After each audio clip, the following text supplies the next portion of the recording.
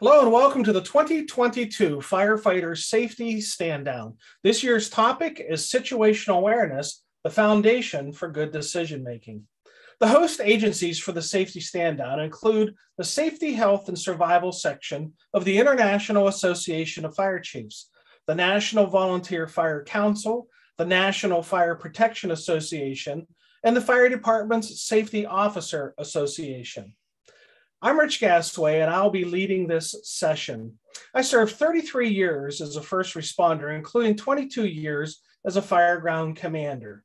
In 2004, I went back to school and earned my PhD while doing research on firefighters' situational awareness and decision-making processes. I've authored 6 books on the topic, and I have a website, essaymatters.com.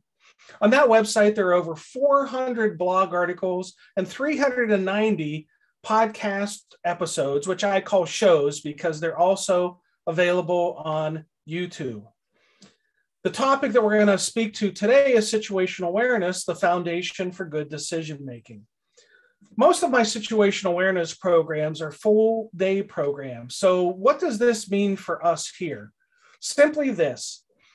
When you visit the Safety Stand Down website, you click on the resources for each of the topics for each of the days, and you will find links to many, many different resources. Some of them will be mine, some of them are for the NFPA, some of them are from the U.S. Fire Administration, and other sources, so that you can take what you learn here today and what you are exposed to in videos and articles from the Safety Stand Down and enhance your learning all year long by using that extensive list of resources that are available on the Safety Stand Down website.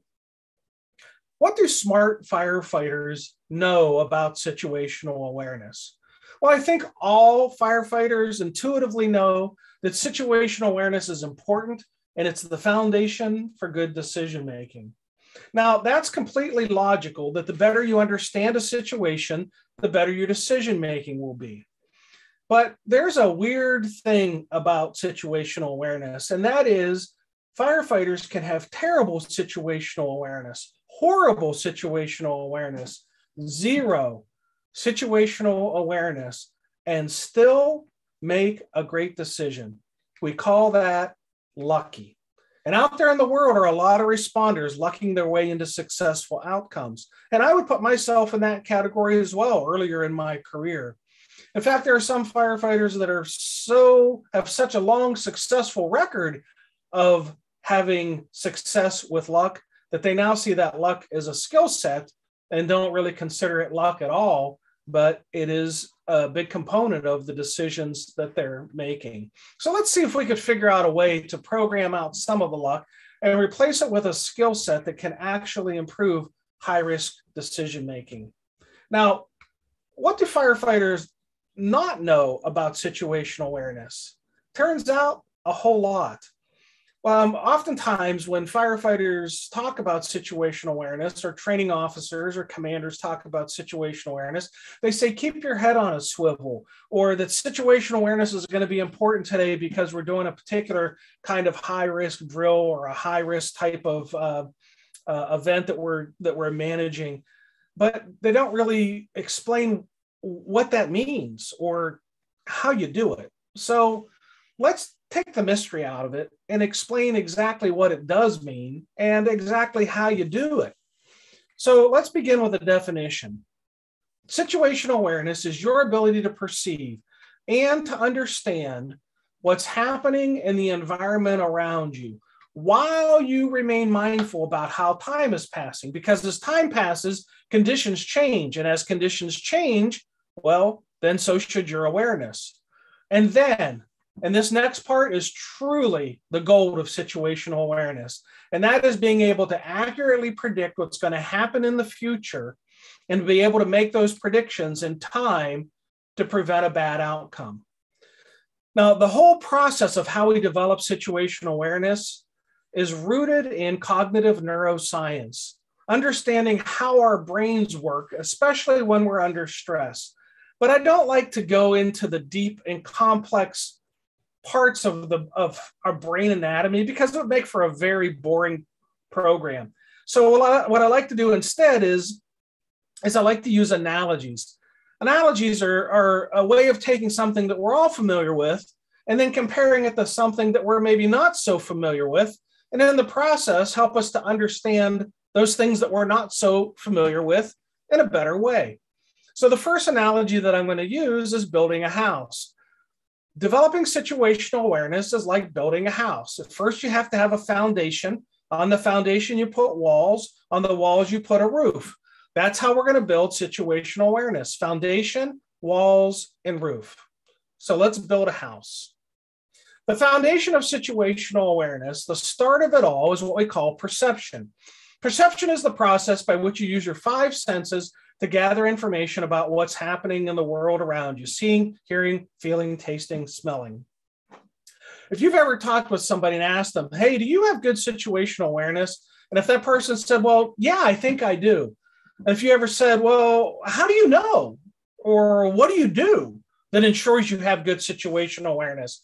Chances are they probably said something like, I pay attention. Or maybe if they have a military background, they might say, I keep my head on a swivel. Or they might say, I'm always looking up, down, and all around. Or they might say, I actively listen to the things that are happening around me. Or they might say, I size up a situation before I begin my operations. If you talk with anybody and they describe their situational awareness using any of those terms, they're not wrong, but they're only describing the beginning. There are two more component parts to situational awareness beyond the paying attention part. Now, the paying attention part might be the easiest part of situational awareness. You have five senses always on, always gathering information: eyes, ears, seeing, hearing, feeling, tasting, smelling. Those five senses all gather up information and send those bits of information down five different highways into different areas of our brain, where the brain then tries to take all that information and find a way to put it all together in a way that makes sense for us. So if you wanted to understand what's happening kind of behind the curtain as the brain is gathering up all this intel, just think of it as your brain is gathering up pieces to a jigsaw puzzle. Your eyes gather some of the puzzle pieces, your ears gather some, nose, mouth, skin, all gather pieces to a jigsaw puzzle, send them into the brain, trying to reach a destination where the puzzle gets assembled. Now, perception, as I said, is probably the easiest part of the three situational awareness development processes. All you have to really do is be conscious, alert, oriented, essentially scanning your environment, or as we might say, keep your head on a swivel, and you pretty much got the first part in the bag.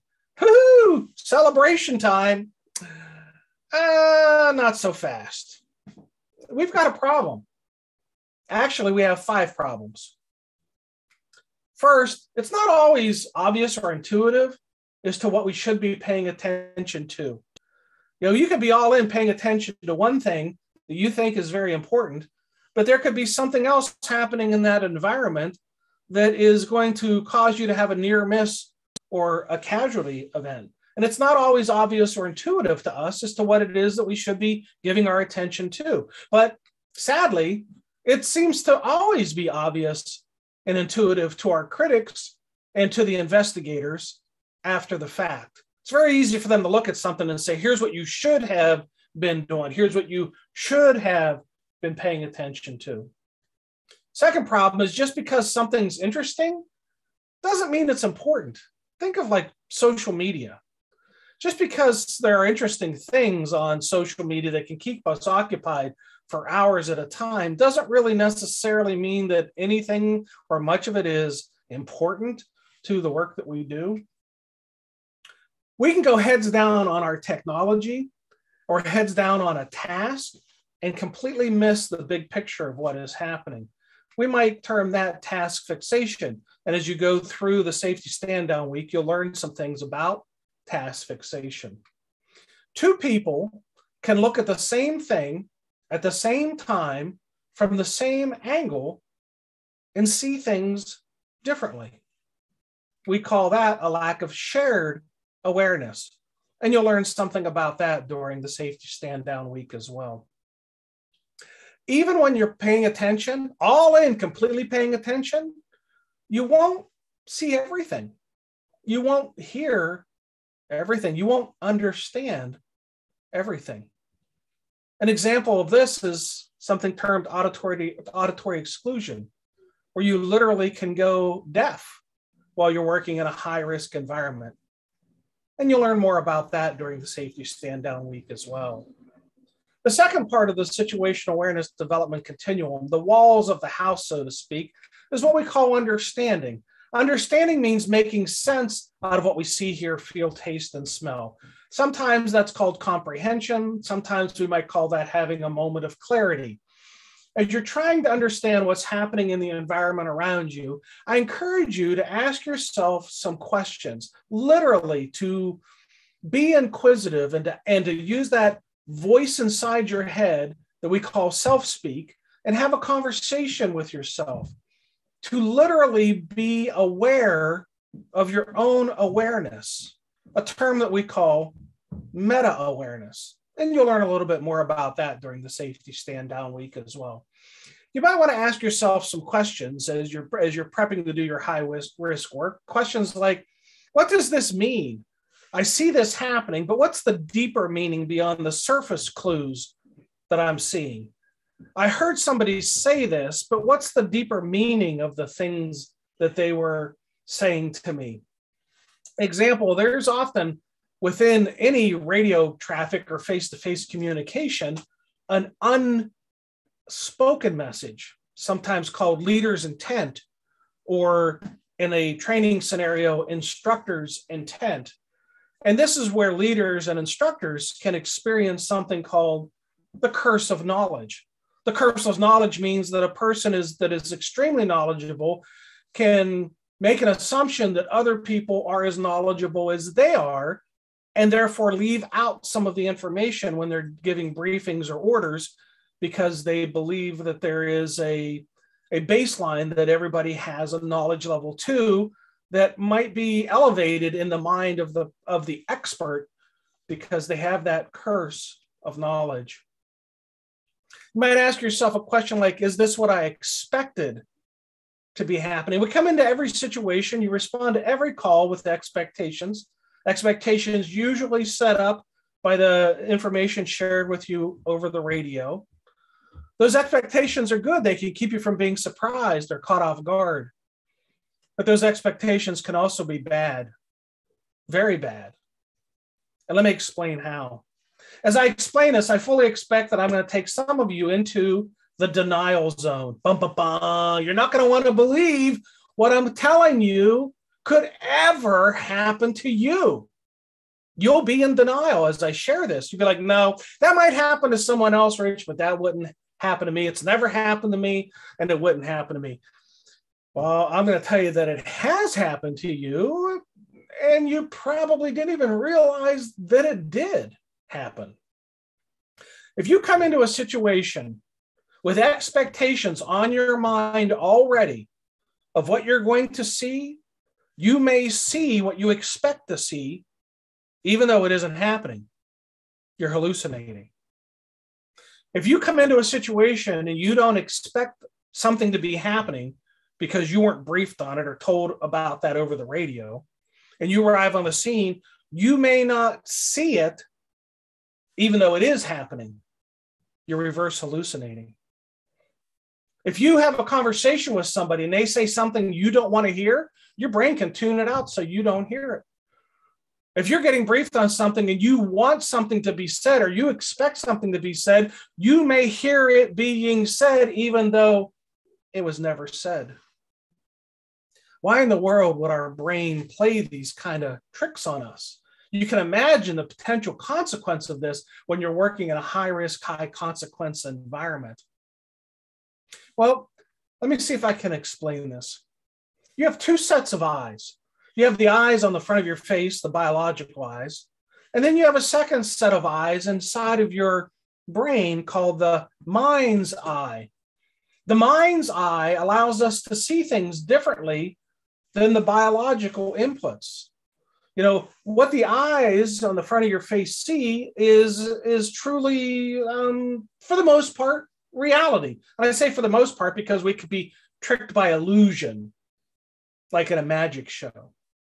But for the most part, our eyes see reality. But the brain can see something different because the mind's eye not only takes the inputs from your senses, but it also sprinkles in a little bit of information from past experiences, past calls, past conversations, past videos you've watched, past magazine articles that you've read, your upbringing, your religious beliefs, your political beliefs, your biases, your prejudices.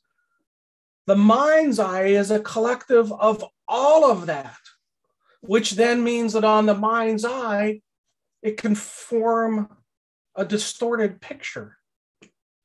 And when that happens, you will have experienced a flawed perception of reality.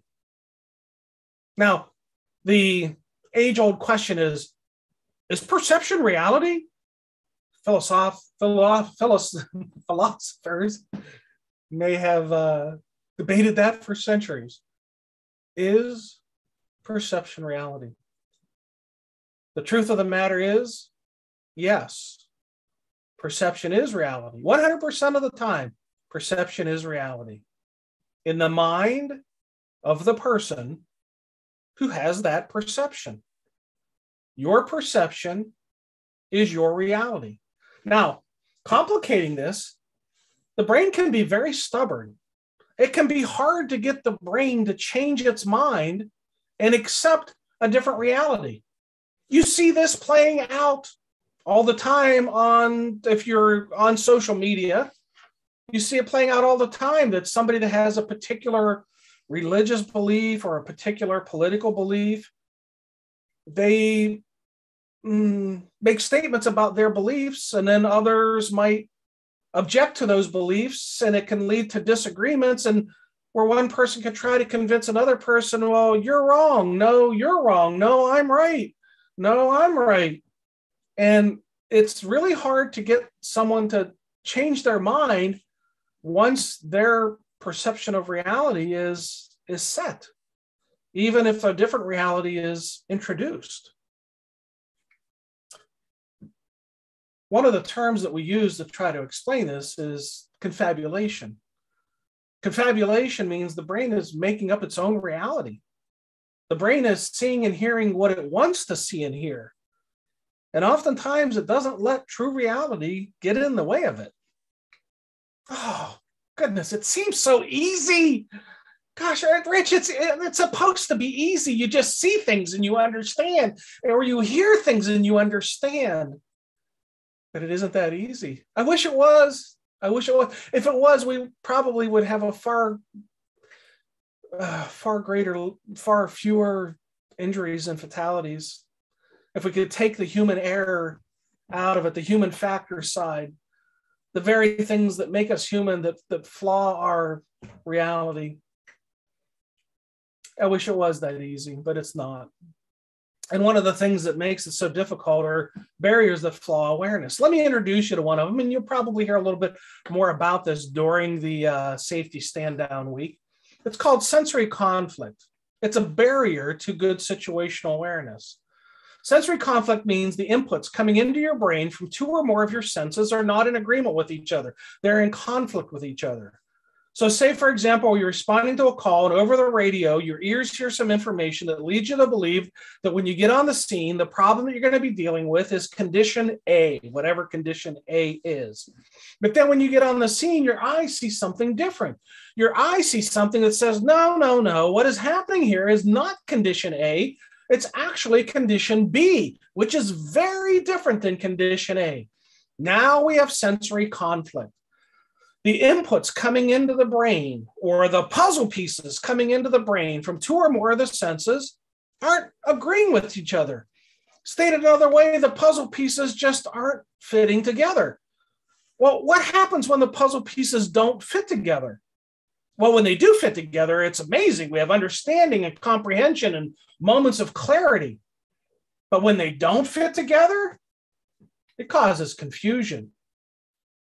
And the one thing we know for sure is the brain does not like you in a state of confusion. Because when you are in a high-risk environment and you are confused, your brain knows that you're vulnerable. You're vulnerable to make mistakes. You're vulnerable to make bad decisions. You're vulnerable to have near-miss events. You're vulnerable to get injured, and you're vulnerable to get killed. And the brain does not like you in this state of vulnerability. So when confused, your awareness can actually shift from an awareness of what is happening around you, what I call external awareness, to the confusion that's happening inside of your brain. I call that internal awareness. And when your awareness shifts from external to internal, you're no longer paying attention to the external environment. I mean, your eyes are open and your ears are open, but you're just not paying attention anymore to that environment. And when that happens, you can experience another situational awareness barrier called mind drift. Mind drift means physically you are present, mentally you're somewhere else. The human mind will drift many times every day. Your mind is probably going to drift during this short program. I can't stop it, and neither can you.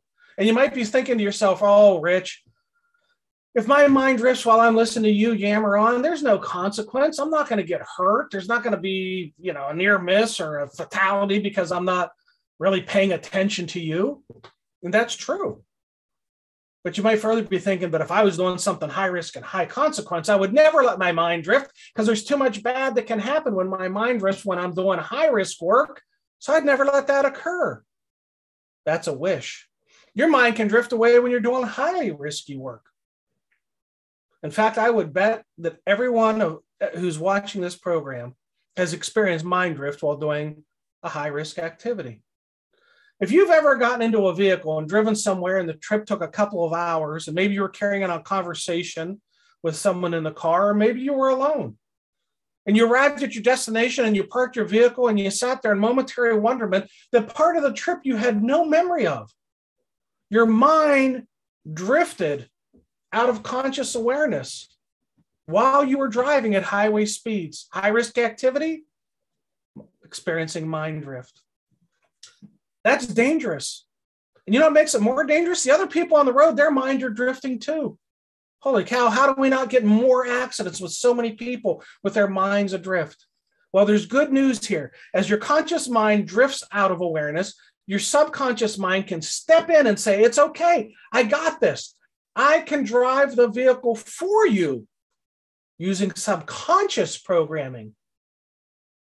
Your brain stores a memory of all of our experiences, not every detail of every experience. It more or less stores the gist of experiences and not necessarily the intimate details. Like you might remember driving to work this morning, and you might remember that you stopped at a traffic light, but you might not remember the year, make, and model or color of the vehicle that was in front of you or next to you. But you do, and just remember that you had a driving experience. The brain stores these driving experiences, thousands of these driving experiences. And when your conscious mind drifts out of awareness, your subconscious mind can step in and say, I got this. I can tap into those subconscious stores of knowledge that are called scripts and use those scripts of knowledge to guide you into performing an activity. We might call that muscle memory. See, the muscles truly don't. It's kind of an odd term. The muscles don't have memory. To have memory, you have to have neurons, and the muscles don't have memory storing neurons. The muscle takes its marching orders from a firing of neurons in the brain that send impulses, electrical impulses, down nerves that make the muscles do things. So these subconscious stores of knowledge can trigger these automatic actions that can actually help us to behave robotically. We literally can act without thinking, which could be very advantageous. If there was ever an argument for why we should make sure that we have realistic and repetitive training experiences, it's that every one of those stores a memory that becomes a script that can become automatic, that we can perform without conscious thought under stress, that could save our life. Now, sometimes responders do things so do automatically. They don't even think about it. And sometimes it doesn't turn out so well. Sometimes they're doing things based on their training that it doesn't fit the scenario and it doesn't turn out well. And then somebody might, a supervisor or an investigator, criticize them and say to them, what in the world were you thinking when you did that? The truth of the matter is, they might not have been thinking at all. Their performance might have been automatic based on subconscious stores of knowledge. So where in the brain does the jigsaw puzzle get assembled? There's got to be some place where all the puzzle pieces come together and the puzzle all gets assembled to give us one coherent understanding of what is happening in our environment.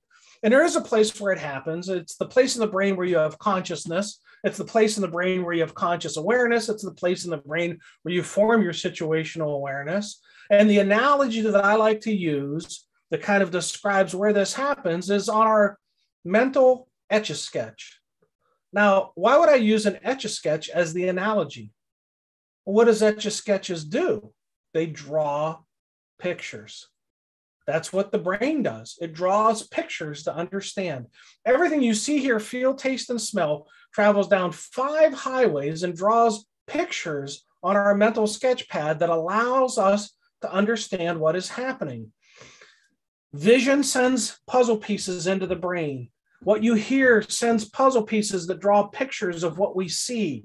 Yes, we actually see what we hear.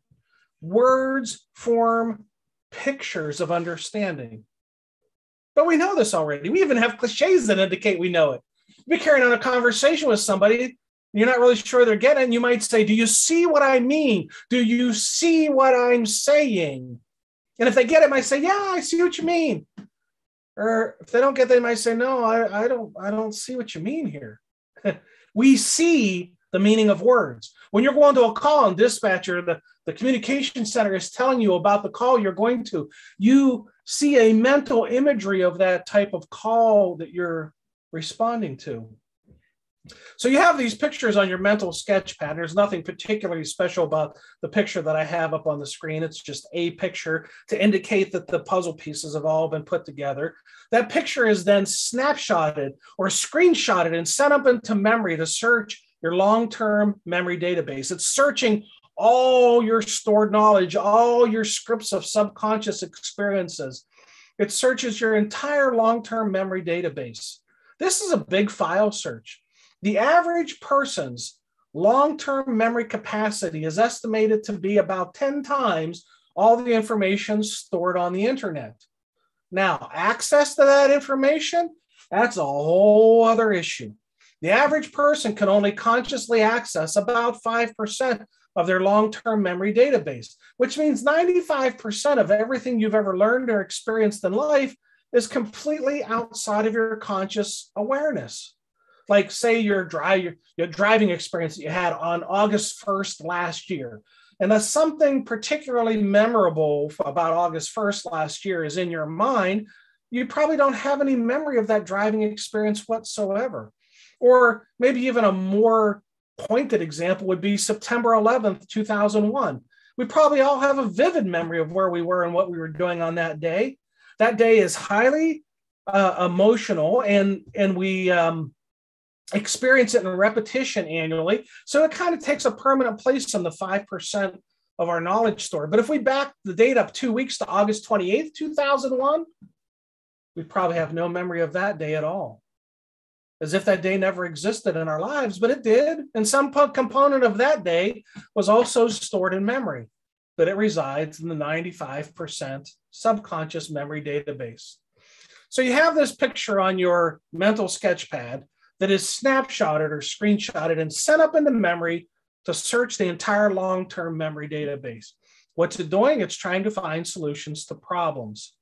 If it makes a match that's part of the 95% subconscious memory stores, it can trigger the sixth sense. The sixth sense is the only sense that resides inside the brain and sends the information outward. The other 5 senses are all on the outside of the brain and send the information inward. The sixth sense works in the opposite fashion of the other 5 senses. And that sixth sense on the inside of the brain that sends the information outward, it has a name. We call it intuition. The definition of intuition is strange.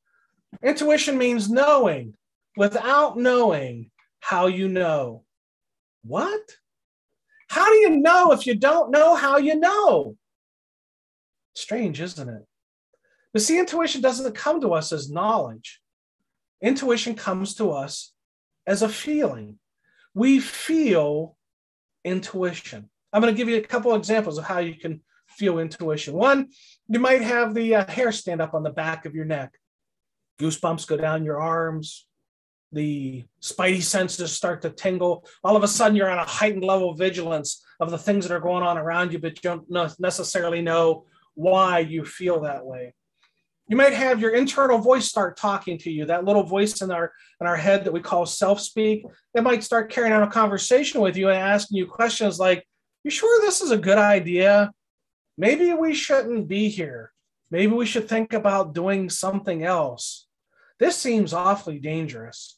That little internal voice trying to give us guidance based on stored experiences that it has in the past. And that those could be your lived experiences or could just be from a video that you watch.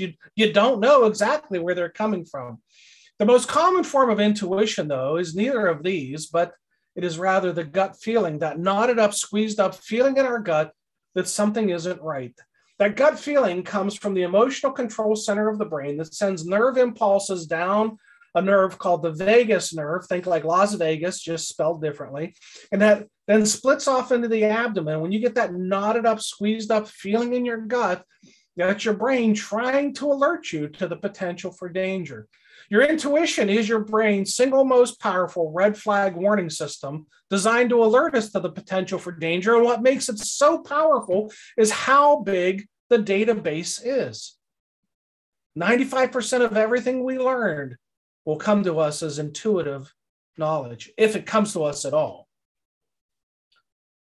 The foundation is perception. The walls are understanding. Now we got to put a roof on the house. This is the highest and perhaps most complex part of situational awareness, but I would also argue the most beneficial part of situational awareness, and that is being able to accurately predict what's going to happen in the future before it happens, being able to make predictions. What I'm going to do is share with you a formula for predicting the future. Now, as I give you this formula, I have to give you a disclaimer that if you use it, there's no guarantee that you're going to be able to accurately predict the outcome of every possible future event. No one has the lock on how to do that. But I truly believe that if you use this process, it will improve your probability of being able to accurately predict future events. So let's go through the formula. It starts with beginning with the end in mind. To begin with the end in mind means on the front end of an incident, before we begin doing anything physical, we pause and we establish some target or goal or objective or benchmark as to what it is that we want to accomplish before we begin doing physical work. And you might think to yourself, well, doesn't everybody do that already? No, they don't. Sometimes firefighters arrive on the scene and they are gripped by that automatic performance from the subconscious, and they just immediately start pulling lines and immediately go in the front door without establishing any kind of goal or objective or benchmark. It's just truly automatic or robotic type behavior.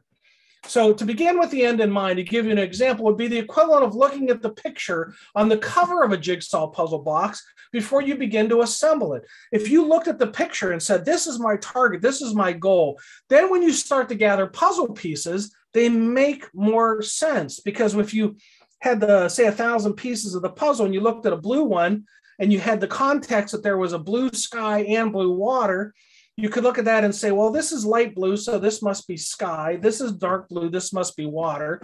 This is dark green, this must be trees. This is light green, this must be the grass. Everything has better context when you begin with the end in mind. Now, as you're trying to establish your targets and goals and objectives on the very front end, there's going to be a couple of situational awareness barriers that are going to try to mess you up, distraction and interruption. Because when we arrive on the scene of chaotic incidents, there's a lot happening and a lot vying for our attention. And we can really get messed up with distractions and interruptions. So let me break those two down and just share a little bit about each of those. And we begin with distractions. Distractions are non-intentional things that are usually short in duration and low in complexity. So say, for example, you were sitting in a classroom with windows and a fire truck went down the street with their lights and sirens on.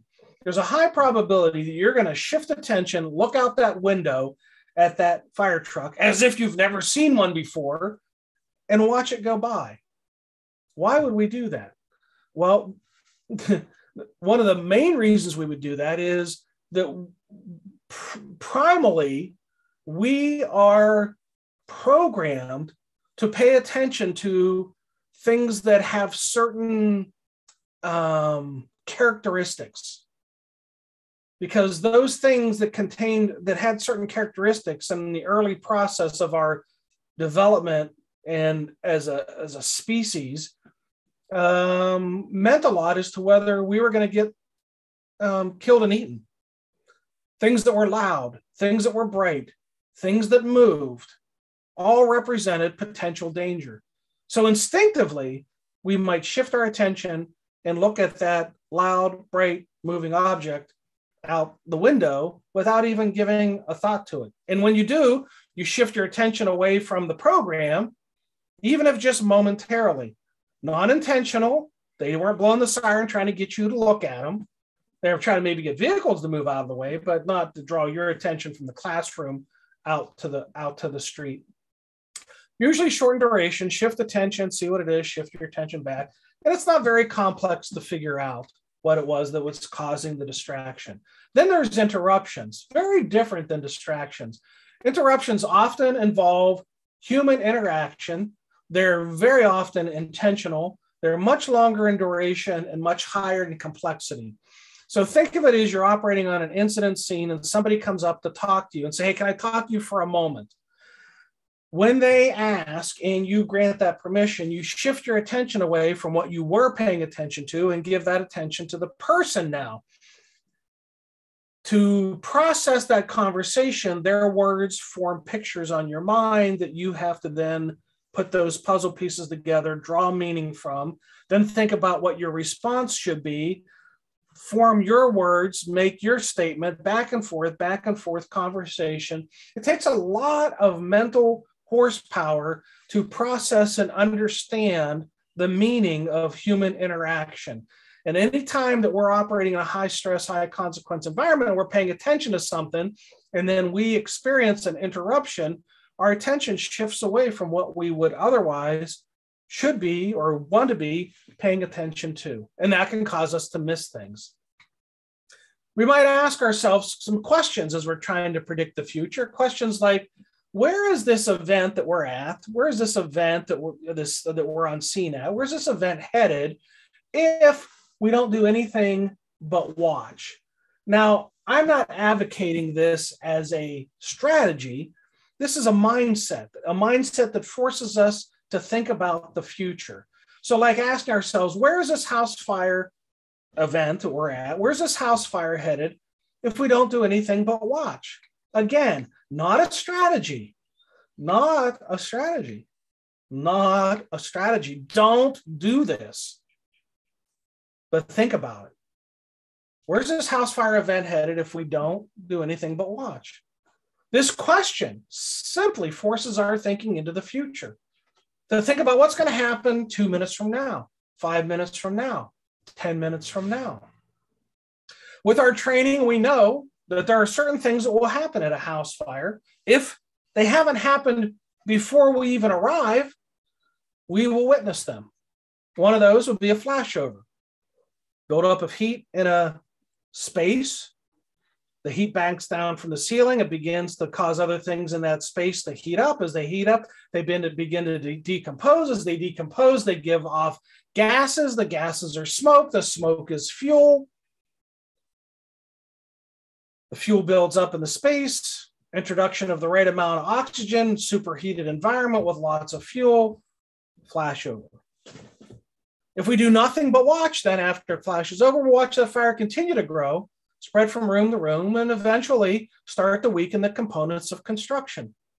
As it weakens the components of construction, gravity pushing down on a building at a constant force, gravity will win, the building will lose, and we will witness a structural collapse. If we know that those are two hazards of a structure fire, then we know intuitively that we don't want to be inside when it flashes over, and we don't want to be inside when it collapses. But yet, one of the leading ways that a firefighter is likely to die while fighting a fire, while inside a residential dwelling fire, is flashover and collapse, or a thermal assault and a collapse. Are there other ways? Absolutely, there are many other ways. But if you pay attention to, say, the secret list and watch these announcements of these firefighter line of duty deaths, you will often see strong connections to these two causal factors for firefighter fatalities while fighting structural fires. Asking ourselves, how long is it going to take for an undesirable outcome to occur? Basically, what we're talking about here are windows of opportunity. Every call that we go on, there are windows of opportunity closing from the time the call begins. The opportunity is for us to make the difference, for us to save the savable lives, save the savable property. Those windows of opportunity are essentially two of them. One is for civilian survivability. From the time, say, a house fire begins, the window of opportunity for civilian survivability is closing. What we hope is we get on the scene in time, that we can go inside, save the savable life, and get out. But we also know, if you're experienced, that sometimes those windows of opportunity close too fast. Sometimes the windows of opportunity are closed by the time we get there. Sometimes the windows of opportunity close while we are there. And once the window of opportunity closes, no amount of effort on our part is going to change the outcome of the civilian's fatality. The second window of opportunity is the window for firefighter survivability. What we hope is that when we respond to a reported structure fire, that we can arrive on the scene in time, that the window of opportunity for our survivability isn't closed yet, and we can go inside if we choose to, save the savable lives, save the savable property, put the fire out. You put the fire out, and pretty much the windows stop closing for the most part. We have some issues of already weakened structure and weight of water and things like that. But for the most part, the windows of opportunity close when we put the fire out. And we increase the survivability of civilians when we put the fire out. But sometimes the windows of opportunity have closed before we even get there, or are closing so fast that when we get there, if we go inside within 30 seconds to 1 minute, those windows of opportunity are going to close. There's going to be a flashover. There's going to be a collapse. And if that happens, chances are good that maybe none of the resources that we have are going to be able to change that outcome, and we're going to have a firefighter fatality. Every event that we respond to unfolds at a certain speed. And so it's important that we keep track of the passage of time. In fact, it's so important that we keep track of the passage of time that I built tracking the passage of time into the definition of situational awareness. Situational awareness is your ability to perceive and understand what's happening in the environment around you while being mindful about how the time is passing. We must continually be mindful of how much time is passing. Tracking the passage of time means we're tracking how fast the windows of opportunity are closing.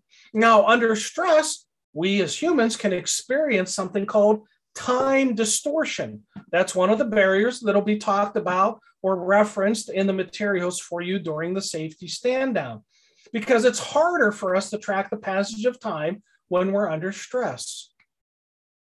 Then we have to set some expectations. Those expectations are set by asking and answering some questions like, can we change the outcome? Oh, we want to, we train to, we aspire to, we have a mindset of aggressiveness. We want to change the outcome. I get it, we do. But sometimes we can't. And that's where we have to add an element of being realistic as far as the speed at which the windows are closing. Don't get in the way of the outcomes you can't change. Because if you get in the way of the outcomes you can't change, you'll become a victim of the outcome. Get in the way of a flashover you can't stop, you'll become a victim of it. Get in the way of a collapse you can't stop, you'll become a victim of it. Get in the way of a vehicle that you can't stop and you'll become a victim of it.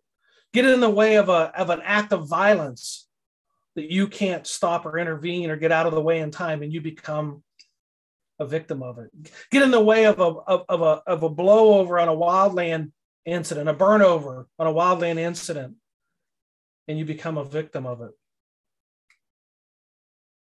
Ask yourself, are the conditions right to engage? Are the conditions right to be aggressive? Look, I'm all for it. If the conditions are right, then be aggressive. That's what we train to do. That's what we owe to the customer. But if the conditions aren't right, then be conservative, at least to start with. What does that mean?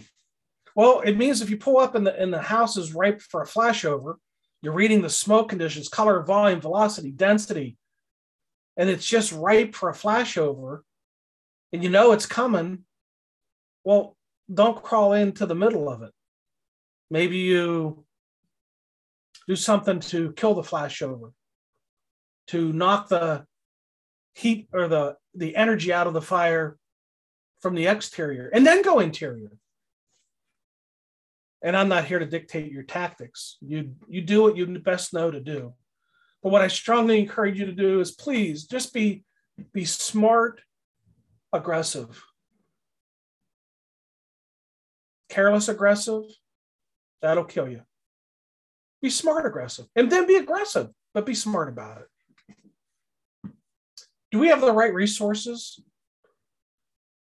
That's a good question.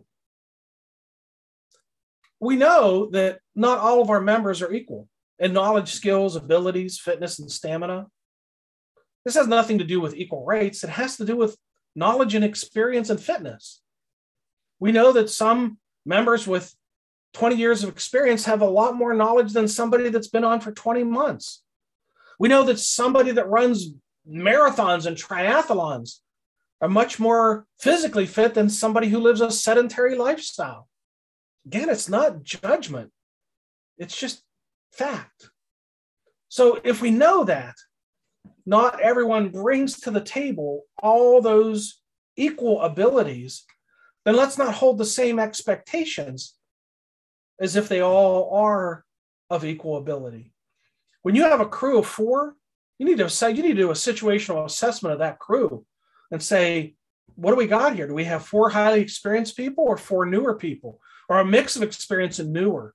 Do we have 4 that are physically fit, 4 that are, have a sedentary lifestyle? Because all of that influences how long it's going to take them to get the work done. We actually developed 5 situational awarenesses, not 1, 5. First, personal awareness. Your look in the mirror, your self-assessment. Where am I at? Where do I need to be? What do I need to do to get from where I'm at to where I need to be? In knowledge, skills, abilities, fitness, stamina. The second is team awareness. That's your knowledge of the other people on the team. If you're a company officer, your team is your crew. If you're an incident commander, your team is all the crews. And that includes mutual aid companies coming or auto aid companies coming in. And your awareness of those team members' ability and limitations. The third awareness is the resource awareness, our knowledge, intimate knowledge of everything we depend upon that isn't human. Tools, equipment, hose, pumps, thermal imagers, monitors, breathing apparatus, everything that isn't human, knowing its abilities and its limitations.